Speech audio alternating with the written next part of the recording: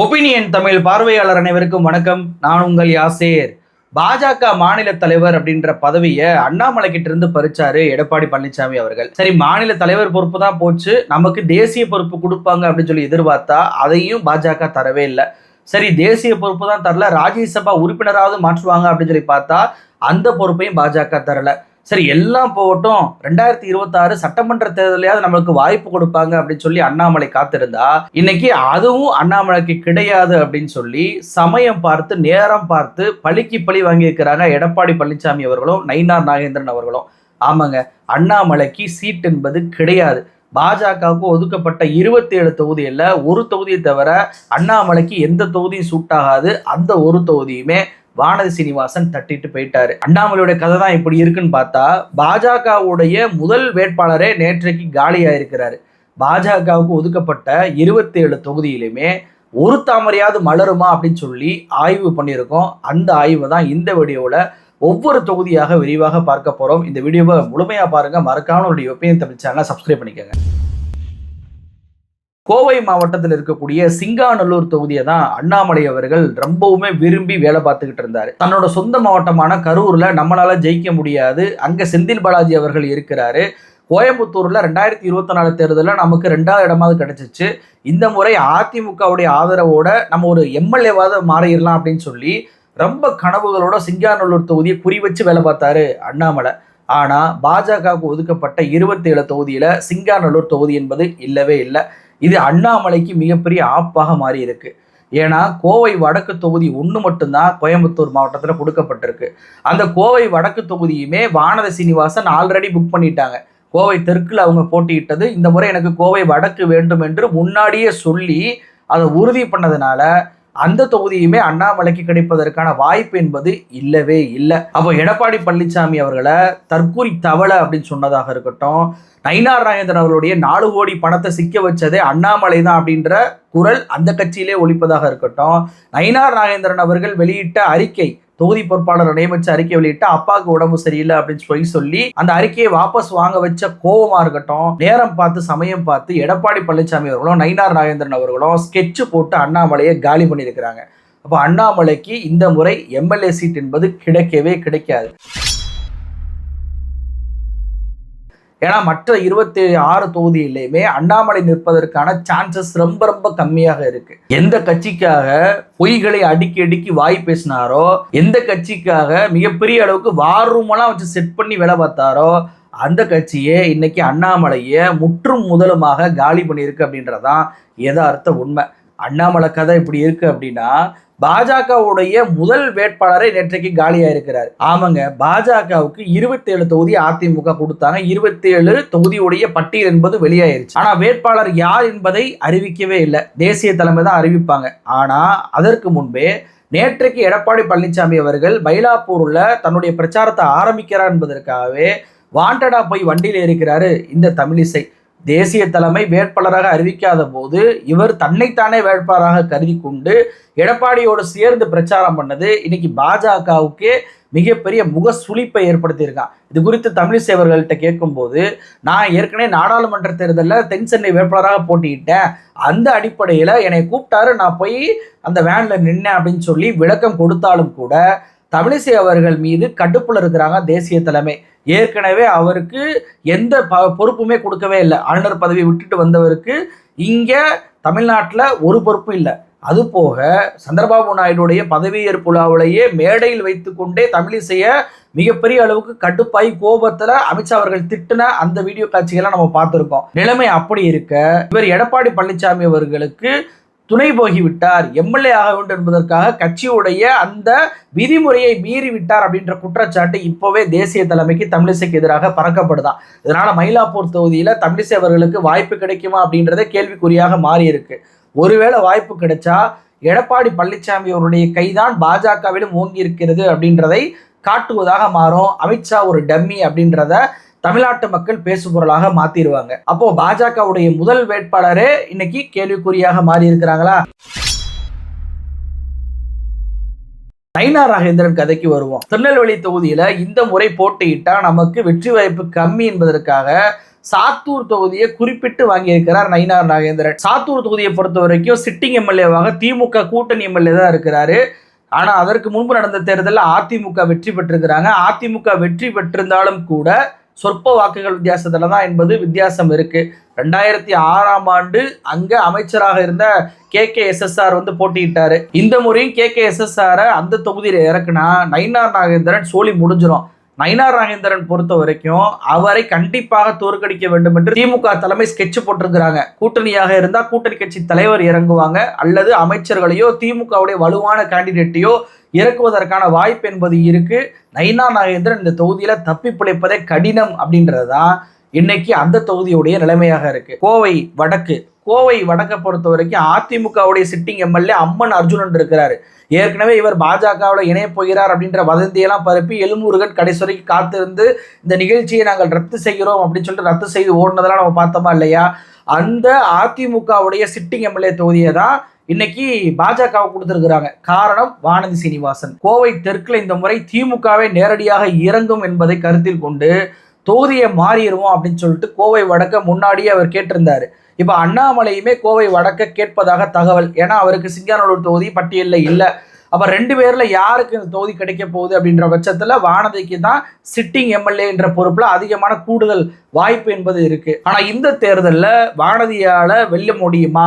3 முறை அதிமுக வென்ற தொகுதியாக இருந்தாலும் 4000 வாக்கு 3000 வாக்கு இப்படிதான் வென்றிருக்கிறாங்க. சோ திமுக ஒரு மிகப்பெரிய வேட்பாளரை இறக்கும் பட்சத்துல செந்தில் பாலாஜி அவருடைய கூடுதல் கவனத்தினால இந்த தொகுதியிலுமே வானதி சீனிவாசன் அவர்கள் வெற்றி பெறுவது என்பது கடினம்தான்.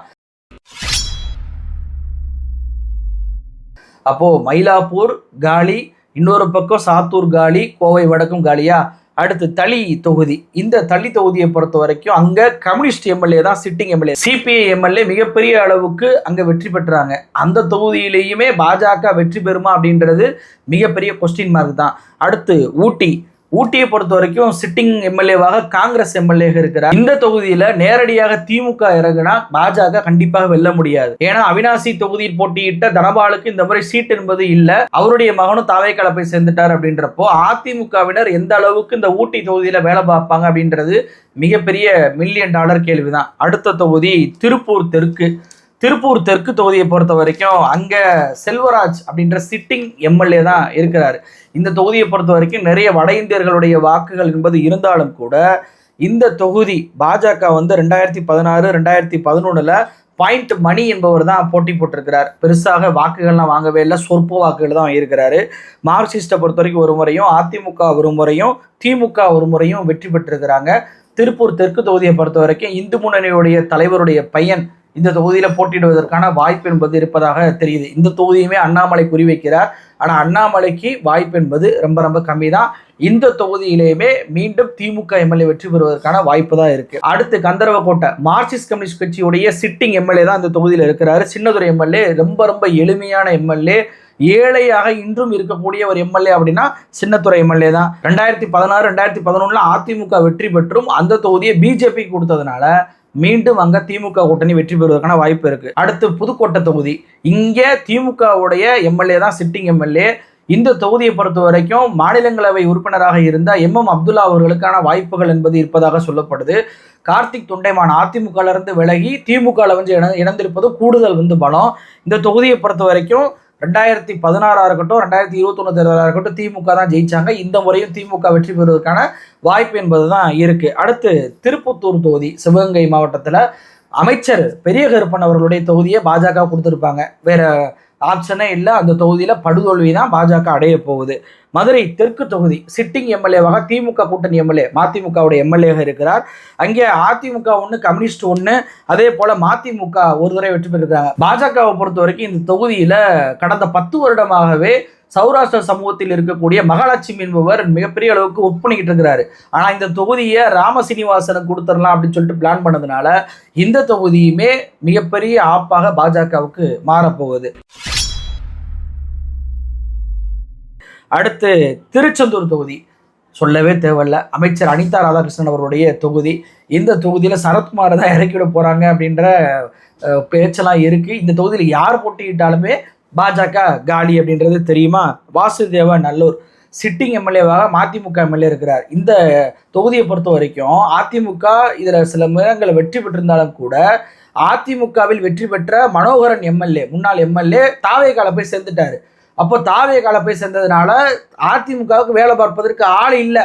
அதனாலவே எடப்பாடி பழனிசாமி என்ன பண்ணிட்டாருன்னா இதை பாஜக தலையில கட்டி விட்டாரு. அப்போ பாஜக இங்கே 3ஆம் இடம் போயிடும், தாவேக 2ஆம் இடம் வருவதற்கான வாய்ப்பு இருக்கு. ஏன்னா மனோகரன் வேலை பார்ப்பாரு, அதிமுகவினருடைய வாக்குகளும் மனோகரனுக்கு செல்வதற்கான வாய்ப்பு இருக்கு. அப்படின்றப்போ அந்த தொகுதியில பாஜகவால வெற்றி பெறவே முடியாது. அடுத்து மொடக்குறிச்சி, பாஜகவுடைய சிட்டிங் எம்எல்ஏ இருக்கிறாரு. ஆனா இந்த முறை நான் போட்டியிட மாட்டேன், எனக்கு 75 வயசு ஆயிருச்சு அப்படின்னு சொல்லிட்டு நான் விளைவிக்கிறேன் அப்படின்னு சொல்லிட்டு அவர் சொல்லிட்டாரு. மோடி அவர்கள் 75 வயசாயும் விலகலை, ஆனா அவருக்கு கீழே இருக்கக்கூடிய அத்தனை பேருமே 75 வயசானா விலகிடணும் அப்படின்றது எழுதப்படாத ஒரு விதியாக இருக்குன்னு வச்சுக்கோங்களேன். இந்த தேர்தலில் அவருடைய மகள் போட்டியிடுவதற்கான வாய்ப்பு இருக்கு அப்படின்றாங்க. ஆனா இந்த முறை கண்டிப்பாக குறி வச்சு, அதுவும் ஈரோடு மாவட்டம் பெரியார் பிறந்த மண்ணில் பாஜக வெல்லக்கூடாது என்பதற்காகவே திமுக நேரடியாக இந்த தொகுதியை குறி வச்சு வேலை பார்க்கறதுனால இம்முறை பாஜக வெற்றி பெறுவதற்கான வாய்ப்பு குறைவுதான்.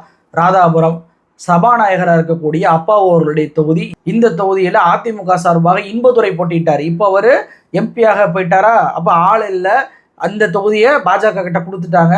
அப்போ பாஜகவுக்கும் ஆள் இல்லை, அதிமுகவுக்கும் ஆள் இல்லை. அப்படின்றப்போ இந்த தொகுதியுமே ஈஸியாக திமுக தான் வெற்றி பெறப்போகுது.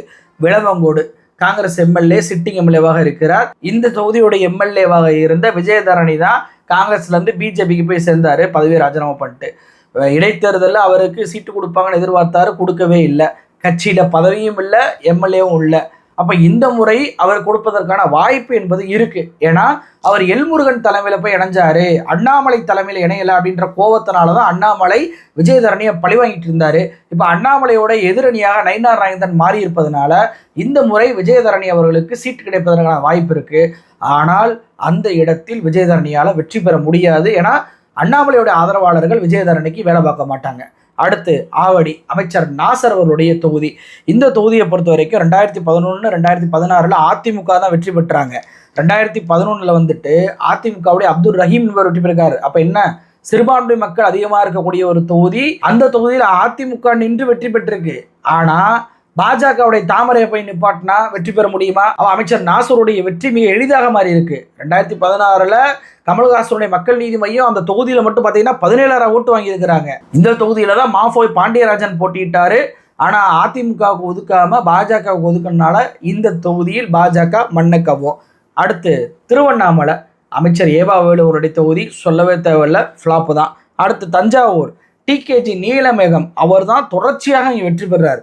2019 இருக்கட்டும் 2021 இருக்கட்டும் இவர் தான் அங்கே வெற்றி பெற்றிருக்கிறார். இந்த முறையும் அவர் தான் வெற்றி பெறுவார். ஏன்னா தஞ்சாவூரை பொறுத்த வரைக்கும் ஸ்வீப் பண்ணுவாங்க திமுக, மிக வலுவாக இருக்கு. தஞ்சாவூர் தொகுதியை முழுக்க முழுக்க அதிமுக புறக்கணிச்சுட்டாங்க. அந்த தஞ்சாவூர் மாவட்ட செயலருக்கு கூட வாய்ப்பு என்பது கொடுக்கல. அப்படின்றப்போ தஞ்சாவூரில் இருக்கக்கூடிய அதிமுகவினரே பாஜகவுக்கு ஓட்டு போட மாட்டாங்க, திமுக தான் ஓட்டு போடுவாங்க அப்படின்றது உறுதியாயிருச்சு. ஸோ அந்த தொகுதியிலையுமே பாஜக என்பது மண்ணை தான் கவ போகுது. கூடுதலாக வைத்தியலிங்கம்லாம் இணைஞ்சிருக்கிறதுனால தஞ்சாவூர் என்பது திமுகவுடைய ஸ்வீப்பு தான். அதனால தான் அதிமுகவே இங்கே பின்னாடி போயிட்டாங்க. அடுத்து திருவாரூர், யோசிக்கவே தேவையில்லை, அங்கே துணை முதலமைச்சர் உதயநிதி அவர்கள் போட்டியிடுவதற்கான வாய்ப்பு இருக்குன்னு சொல்கிறாங்க. பாஜகலாம் அவ்வளோதான். அடுத்து அறந்தாங்கி தொகுதி, அங்கே காங்கிரஸ் எம்எல்ஏ திருநாவுக்கரசுடைய பையன் தான் அங்கே போட்டியிட்டு வெற்றி பெற்றார். 2006 தான் திமுக அங்கே போட்டியிட்டாங்க. இந்த முறை திமுகவுக்கு அங்கே வாய்ப்பு கொடுக்கணும் அப்படின்ற குரல்கள் என்பது இருக்கு. ஏன்னா அதிமுக கொஞ்சம் வலுவாக இருப்பதனால திமுக இந்த தொகுதி எதிர்பார்க்கிறாங்க. ஆனால் அதிமுகவுக்கு இந்த தொகுதி கொடுத்திருந்தால் கூட டஃப் ஃபைட்டாக மாறி இருக்கும். தாமரைக்கு கொடுத்ததுனால யார் நிப்பாட்டினாலுமே அங்கே வெற்றி பெறக்கூடிய சூழல் என்பது அங்கே உருவாயிருச்சு. அடுத்து மானாமதுரை தொகுதி. மானாமதுரை பொறுத்த வரைக்கும் திமுகவுடைய தமிழரசி அவர்கள் தான் அங்கே சிட்டிங் எம்எல்ஏ. அங்கே குணசேகரன் அவர்கள் தான் அதிமுக சார்பாக போட்டிட்டு இருந்தாரு. அவர் இப்போ தீபா அணிக்கு போயிட்டார், அதிமுகவில் இருக்கக்கூடிய தீபா அணி. அப்ப அங்கே அதிமுகவுல எம்எல்ஏவாக ஜெயித்த இப்போ அமமுகவில் இருக்கக்கூடிய மாரியப்பன் கென்னடிக்கு தான் அந்த சீட் என்பது கிடைக்கும் அப்படின்னு சொல்லி எதிர்பார்த்த நிலையில அமமுகவுக்கும் அது ஒதுக்கலை. அப்ப அதிமுகவுக்கும் இல்லை அமமுகவுக்கும் இல்லை அப்படின்ற குணசேகரனும் வேலை பார்க்க மாட்டாரு, மாரியப்பன் கென்னடி வேலை பார்க்க மாட்டாரு. இந்த தொகுதியில பாஜகவால் கண்டிப்பாக வெற்றி பெறவே முடியாது. அடுத்து ராமநாதபுரம் தொகுதி. ராமநாதபுரம் தொகுதியில எம்எல்ஏவாக இருப்பவர் திமுகவை சேர்ந்த காதர் பாட்சா என்ற முத்துராமலிங்கம். பெயரே ஒரு மிகப்பெரிய சமூக நீதி சமூக நல்லிணக்கத்துடைய பெயராக இருக்கு. இந்த தேர்தலை பொறுத்த வரைக்கும் மீண்டும் இங்க திமுக தான் வெற்றி பெறும். ஏன்னா அதிமுகவில் இருக்கக்கூடிய அன்வர் ராஜாவும் வந்துட்டாரு, சென்ற முறை பார்லிமெண்ட் தேர்தலில் போட்டியிட்ட ஓபிஎஸ் திமுக வந்துட்டாரு. இந்த முறை அதிகமான வாக்கு வித்தியாசத்தில் திமுக வெற்றி பெறும். ராமநாட்டில் அதிமுக கொடுத்தாவது ஏதோ ஒரு ஃபைட்டாக இருந்திருக்கும். பாஜக கொடுத்தது என்பது அங்கே பாஜகவுடைய ராமு என்பவர் தான் போட்டியிடுவார். இந்த முறையும் அவர் தோல்விதான் அடைவார். அடுத்து குளச்சல் தொகுதி, அங்கே காங்கிரஸ் உடைய எம்எல்ஏ தான் இருக்கிறாரு. ஜேஜி பிரின்ஸ் தொடர்ச்சியாக வெற்றி பெற்றிருக்கிறாரு. இந்த தொகுதியில பாஜகவில் வெற்றி பெறவே முடியாது.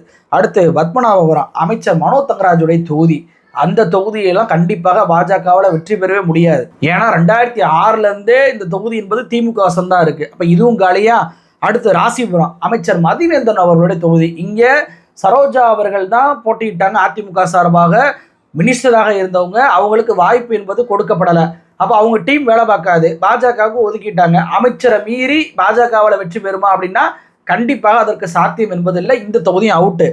இறுதியாக நாகர்கோயில் தொகுதி தான் பாஜகவுடைய சிட்டிங் எம்எல்ஏ இருக்கக்கூடிய தொகுதி. நீங்க பாருங்களேன், இது வரைக்கும் 10 தொகுதியில 4 தொகுதியில 2 தொகுதி மட்டும்தான் பாஜகவுடைய சிட்டிங் எம்எல்ஏக்கு திருப்பி கொடுத்துருக்காங்க.